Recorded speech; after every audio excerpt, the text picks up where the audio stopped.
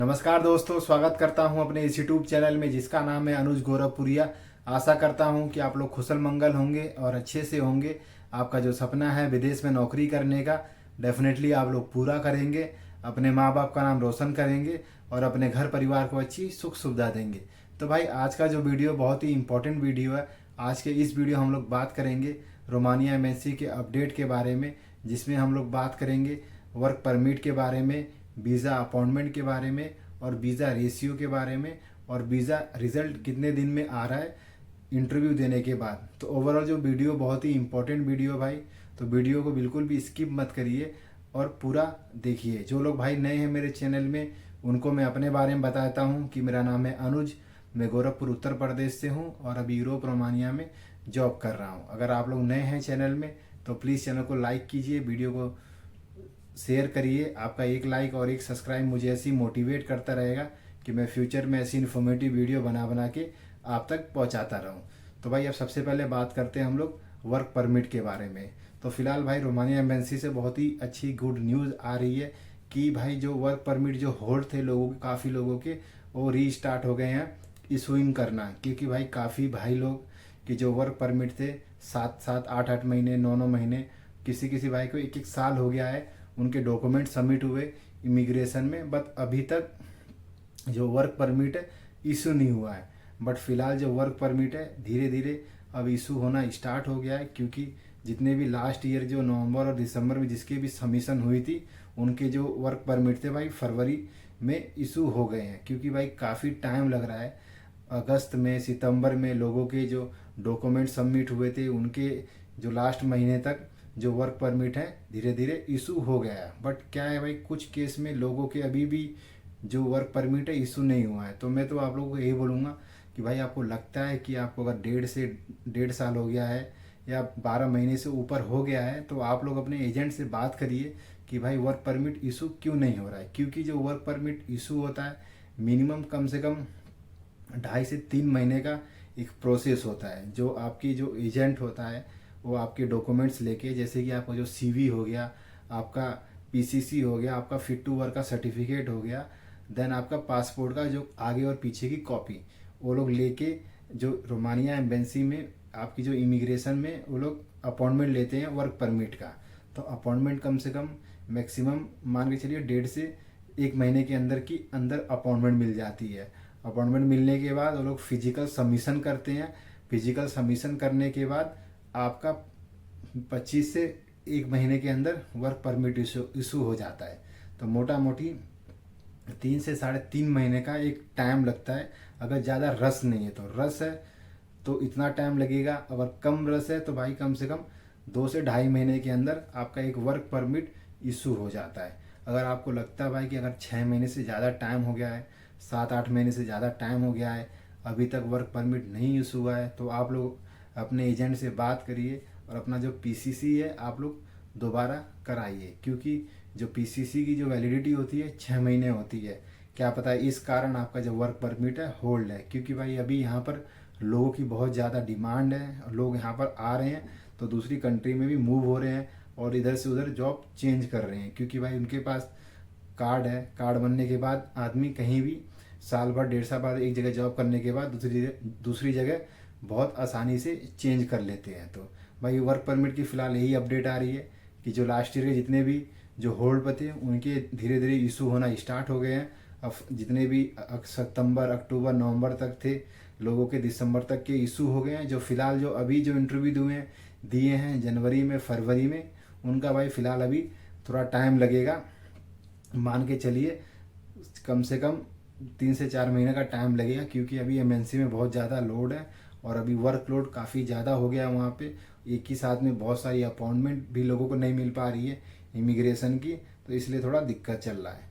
अब बात करते हैं भाई वीज़ा अपॉइंटमेंट की। तो भाई वीज़ा अपॉइंटमेंट का भाई फ़िलहाल अभी हाल बहुत ही बुरा चल रहा है एमएनसी के अंदर।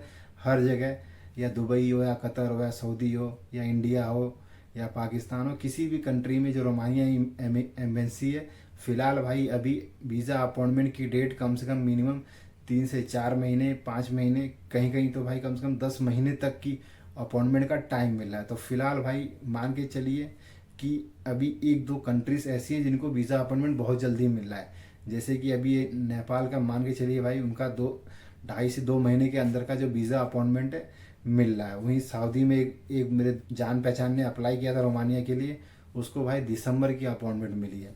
तो फिलहाल जो वीज़ा अपॉइंटमेंट का जो टाइम है, एमएनसी बहुत ही ज़्यादा टाइम ले रही है, क्योंकि भाई इस सीज़न में उनके पास बहुत सारा वर्कलोड होता है।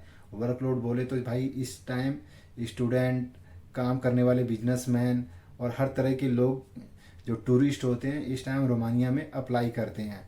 तो भाई इसी हिसाब से मान के चलिए उनके पास कम से कम लाख 1.5 लाख जो वर्क परमिट और tourist visa, student visa, business visa के सारे अपॉइंटमेंट एक साथ में इकट्ठा नहीं देते हैं वो लोग। तो धीरे धीरे स्लॉट वाइज में बांट के किसी को 1 महीने के बाद, 1.5 महीने बाद, 2 महीने बाद, फिर जो वर्क परमिट है उसका पहले जो टूरिस्ट होता है उसको निकालते हैं, फिर जो बिजनेसमैन होता है, फिर स्टूडेंट, फिर वर्क परमिट, ऐसे करते करते कम से कम 5 से 6 महीना नॉर्मल एक टाइम लग जा रहा है एक अपॉइंटमेंट फ़िलहाल लेने में। बट अभी भी गलीमत है भाई। मान के चलिए कि अगर आपको 2 से ढाई महीने के अंदर अपॉइंटमेंट मिल रहा है तो आप लोग बहुत लकी हैं, क्योंकि फ़िलहाल भाई हर जगह जितनी भी एम्बेंसीज है रोमानिया में मिनिमम कम से कम 4 से 5 महीने से ऊपर का ही टाइम लग रहा है वीज़ा अपॉइंटमेंट का। अब बात करते हैं वीज़ा रेशियो की।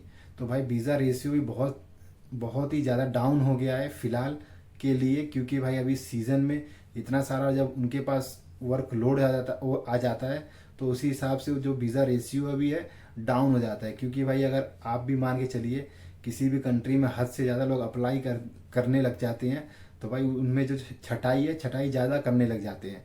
अभी मान के चलिए परसों की रिपोर्ट आई है, एमएससी में जो लड़का है हमारा, उसने बताया कि भाई 55 पासपोर्ट कलेक्ट हुए हैं जो जो रिजेक्ट वीज़ा के। 55 मान के चलिए भाई बहुत ज़्यादा। एक दिन में अगर रिजेक्ट के इतने सारा रेशियो बहुत ही ज़्यादा होता है, तो इतना तो भाई मैं सुन के खुद हैरान हो गया कि 55 पासपोर्ट एक दिन में कलेक्ट हुए, जिसपे सब पे मुहर लगी थी वीज़ा रिजेक्ट का। और उसका जो रीज़न था, रीज़न भी कॉमन से रीज़न्स होते हैं कि भाई अभी इनके डॉक्यूमेंट्स पूरे नहीं हैं और इंटरव्यू में लड़कों ने अपने आप को ढंग से बता नहीं पाए, अपने काम के बारे में या अपने इंट्रोडक्शन ढंग से प्रॉपर नहीं दे पाए। तो भाई अब मान के चलिए कि अब रोमानिया नहीं रहा है। जब से शेंजन कंट्री में आ गया भाई, इसकी डिमांड बहुत ज़्यादा बढ़ गई है। लोग भी बहुत भारी मात्रा में यहाँ पर अप्लाई कर रहे हैं धीरे धीरे। तो इसी हिसाब से भाई इनकी जो छटाई है, छटाई भी बहुत स्ट्रिक्ट हो गया है। तो मैं आप लोगों को यही बोलूँगा भाई, अगर एक दिन में 55 वीज़ा रिजेक्ट के पासपोर्ट मिल रहे हैं तो आप लोग थोड़ा सतर्क हो जाइए। और जब अपने एजेंट को पैसा मुंह मांगा मत दीजिए जब तक आपका वीज़ा स्टम्प होकर आपके हाथ में नहीं आ जाता है, या जब तक आपका वर्क परमिट है। जो वीज़ा का जो अमाउंट है आप लोग ज़्यादा पे मत करिए, क्योंकि इस टाइम जो रेशियो है, काफ़ी सारे एजेंट बोलते हैं कि भाई जो हमारे पासपोर्ट हैं रिजेक्ट नहीं होते हैं, हमारा जो टाई अप है ऐसा है वैसा है। तो किसी की बातों में मत आइए जब तक आपके हाथ में वीज़ा अप्रूव वाला पासपोर्ट नहीं मिल जाता, जब तक फुल एंड फाइनल पेमेंट किसी भी एजेंट को मत करिए। क्योंकि भाई अभी कंडीशन बहुत ही ज़्यादा ख़राब चल रही है। फ़िलहाल 1.5 से 2 महीना ऐसे ही रहेगा, क्योंकि अभी जो सीज़न होता है, सीजनल वीज़ा वाले लोग भी अप्लाई करते हैं और हर तरीके के लोग भी अप्लाई करते हैं। तो रेशियो जो वीज़ा रेशियो है थोड़ा डाउन हुआ है। और परसेंटेज की बात करें तो भाई 80% पे वीज़ा रेशियो आ गया है। 20% लोगों का वीज़ा अभी फ़िलहाल रिजेक्ट हो रहा है, और रिजेक्ट उन्हीं लोगों का हो रहा है जिनके डॉक्यूमेंट्स पूरे नहीं है और अपने आप को ढंग से इंट्रोड्यूस नहीं कर पा रहे हैं और प्रॉपर उनके क्वेश्चनों का जवाब नहीं दे पा रहे हैं, जिनकी ग्रूमिंग अच्छी नहीं है और जिनकी पर्सनैलिटी अच्छी नहीं है। अब बात करते हैं हम लोग वीज़ा रिज़ल्ट की। तो भाई वीज़ा रिज़ल्ट से तो काफ़ी अच्छी गुड न्यूज़ आई है, क्योंकि भाई लोगों के जो वीज़ा हैं बहुत ही जल्दी एमएनसी देना स्टार्ट कर दिया। क्योंकि भाई उनको जितना जल्दी वो लोग वीज़ा देंगे उतना जल्दी अपॉइंटमेंट की डेट जल्दी जल्दी लोगों की लेंगे, क्योंकि जो फाइलें पेंडिंग रहेगी उसको क्लियर करेंगे, फिर दूसरी फाइल को वो लोग अपने हाथ में लेंगे। तो मान के चलिए भाई एक जगह से तो अच्छी रिस्पॉन्स आ रहा है उनका, कि अभी कुछ लोग थे भाई उनके जो वीज़ा थे 30 से 32 दिन के अंदर मोहर लग के मिल गया। बट जो कुछ लोग थे भाई फ़िलहाल उनके भी अभी कम से कम 45 से 50 दिन लग रहा है, और कुछ भाई का तो 60 दिन भी लग रहा है, उससे ऊपर भी लग जा रहा है। इसको डिपेंड करता है भाई आपके डिमांड के ऊपर, आपके काम के ऊपर, कि आप लोग किस काम में अप्लाई कर रहे हैं और आप लोग किस काम में जा रहे हैं। बट अभी तो भाई एक पॉजिटिव रिस्पॉन्स है कि एक समझ लीजिए अगर 30 से 32 दिन में आ रहा है तो काफ़ी अच्छा रिस्पॉन्स है। क्योंकि इससे पहले जो था टाइम 45 से 50 दिन लग रहा था और 60 दिन भी लग रहा था। पर लगने को भाई अभी भी कुछ भाई लोगों के इतना टाइम भी लग रहा है, बट आप लोग घबराइए मत। जब आप लोग इंटरव्यू देते हैं तो बी पॉजिटिव रहिए, अच्छे से तैयारी करके अपना इंटरव्यू दीजिए और किसी की नेगेटिव बातों में मत आइए। आपका थोड़ा अगर ज़्यादा टाइम भी लग रहा है तो दिक्कत की बात नहीं है, क्योंकि मान के चलिए कि अगर थोड़ा टाइम लगेगा तो रिजेक्शन नहीं होगा। रिजेक्शन जो होता है उससे सबसे पहले ही पता लग जाता है, 2 हफ्ते के अंदर ही पता लग जाता है कि इस बंदे का वीज़ा रिजेक्ट हो गया है। तो अगर थोड़ा टाइम लग रहा है तो आप लोग एक तरह का संतुष्टि रखिए कि आपका वीज़ा अप्रूव्ड होगा। अगर आपका 45 से 50 दिन एक नॉर्मल टाइम लगता है, अगर उससे जल्दी आ गया तो आप ये समझ लीजिए आपकी डिमांड ज़्यादा है, आपकी कंपनी ज़्यादा प्रेशर डाला है एमएनसी के ऊपर, और आपका 50 दिन से ज़्यादा हो गया तो आप ये मान लीजिए कि आपकी जो कंपनी, जो एमएनसी वाले हैं, थोड़ा ज़्यादा वेरिफिकेशन चेक कर रहे हैं आपके बारे में और आपकी कंपनी के बारे में।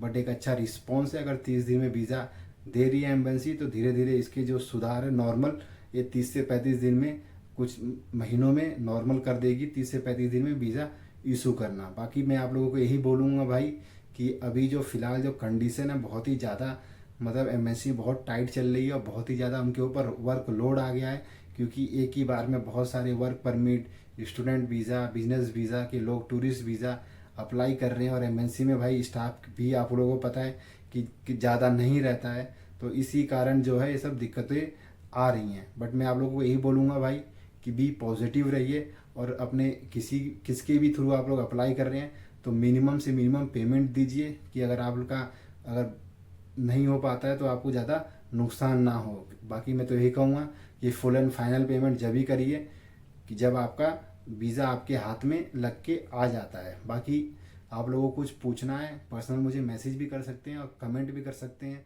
और मिलते हैं दूसरे इन्फॉर्मेटिव वीडियो में। जब तक के लिए जय हिंद।